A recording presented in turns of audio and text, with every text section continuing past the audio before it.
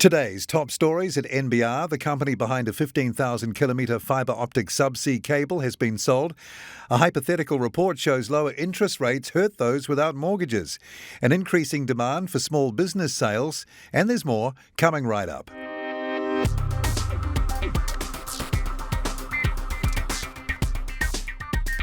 Kia ora and welcome to NBR Today, a wrap of the day's top business stories from the authority in New Zealand business news since 1970, nbr.co.nz.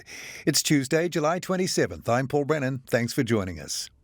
Investment handled by the government's Inward Investment and Exporting Agency, New Zealand Trade and Enterprise, was at its highest ever in the 2020-2021 financial year at $1.36 billion despite COVID-19 disruptions.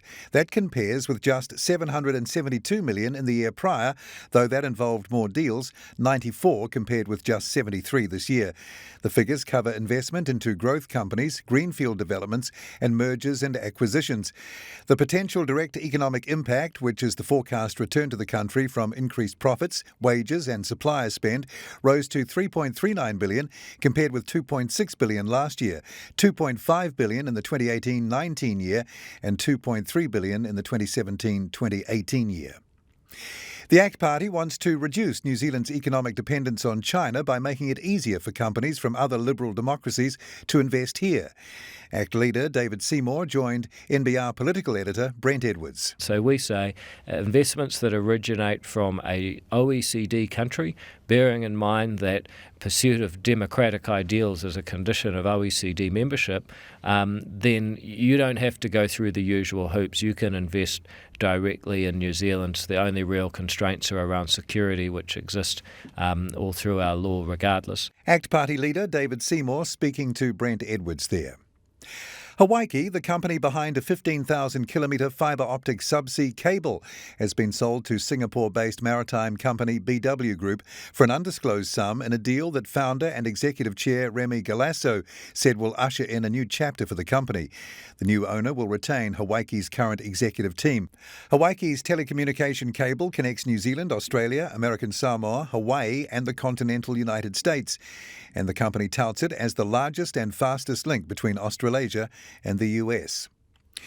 Lower interest rates since 2016 have benefited mortgage holders but hurt those without mortgages, Reserve Bank researchers found.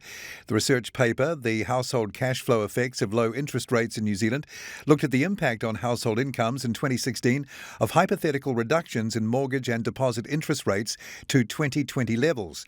For mortgage yields, that meant a decline from 5.18% to 3.73%, and for term deposit yields, a decline from 3.24% to 2.21%. The changes resulted in a net positive income gain of 0.1% across all New Zealand households.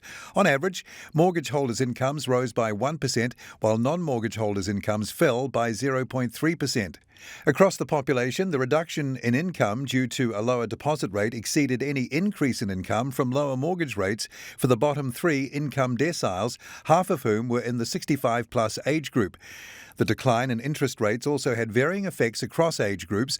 Those in their prime earning years, 25 to 54, gained on average 0.3%, while the gross income of older workers, 55 to 64, and retirees, 65 plus, fell by 0.1% and 0.5% respectively. Low interest rates and legislative changes that have taken the shine off the rental property investment market have contributed to increasing demand for small business sales, but borrowing to buy such a business is not as straightforward as some think. One of the country's largest business brokers, ABC Business Sales, has continued to report elevated year-on-year demand as measured by the number of signed confidentiality agreements between May 2020 and March 2021. With supply not matching demand, prices are nudging higher.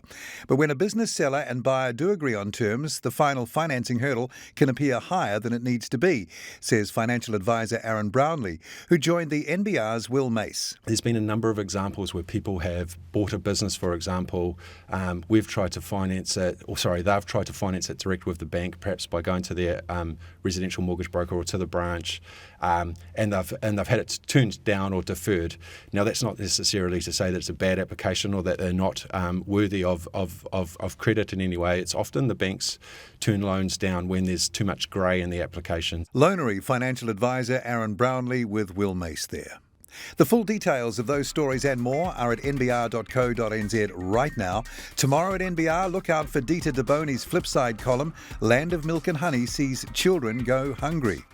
I'm Paul Brennan. I look forward to being with you again tomorrow from around lunchtime for the morning's NBR trending stories. Then same time, same place, right here from 5:30 tomorrow for another NBR Today.